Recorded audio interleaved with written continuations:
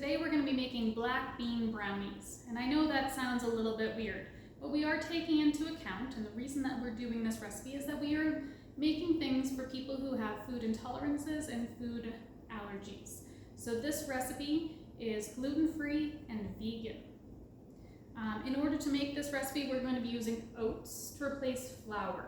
Now, oats by themselves are gluten-free naturally, but a lot of them are actually processed in the same plant that flour is processed in. So sometimes there can be trace amounts of flour.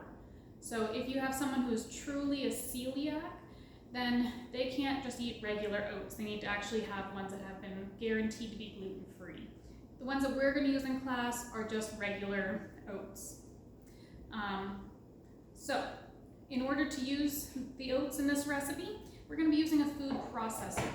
Okay? We have two different varieties of food processors in class. We have the black ones like this one, and we have gray ones. They all work pretty much the same way.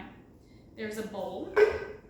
The bowl has a hole in the middle of it, so you kind of want to make sure you're not accidentally filling things down the hole. There's a big blade, and that's what's going to do the mixing and the chopping and the pureeing. Okay? So whenever I'm filling it, I like to have that blade in there so nothing accidentally goes down the center. Okay? So you're going to put everything except for the chocolate chips into this bowl. You're going to put the bowl on the machine, and often the blade will pop out at that point. It's kind of annoying, it's just what happens. So just kind of have to spin it and push it down to make it stay in place. Now, the machine only turns on when it's safe. So this handle has to be in the right spot. For the black machines, that spot is in the front. On the gray machines, it's on the left. My left, so you're right. It still won't turn on because I can dangle my fingers in there and lop them off, so that's not safe. Okay? So there's a lid. Okay? A lid. Now the lid has this black bar right here, which needs to be in alignment with the handle. If not in alignment, it won't turn on. But it's still not safe because I can still dangle my fingers down there. So there's another piece that goes in there. And when this goes in, and you have power, then it will turn on. Now this machine has high and pulse. So pulse will go vroom, vroom, and on is just on. The gray machines have high and low and pulse. It doesn't really matter what speed you're using to puree all these things, but the trick is to puree a little bit and then scrape down the sides with a rubber spatula. Because we don't want to see any beans by themselves or any oatmeal that hasn't been pureed. Okay? Now these beans, you do need to rinse them because we don't want the liquid that's in here. We just want the beans. Okay? So, in order to scrape down the sides, I want you to take the blade out. And the reason for that is that when people don't take the blade out, it actually can wreck the spatula. So this spatula, I'll come around so you can see. This spatula has been eaten up by blades over the years. People have been using it and it has been breaking.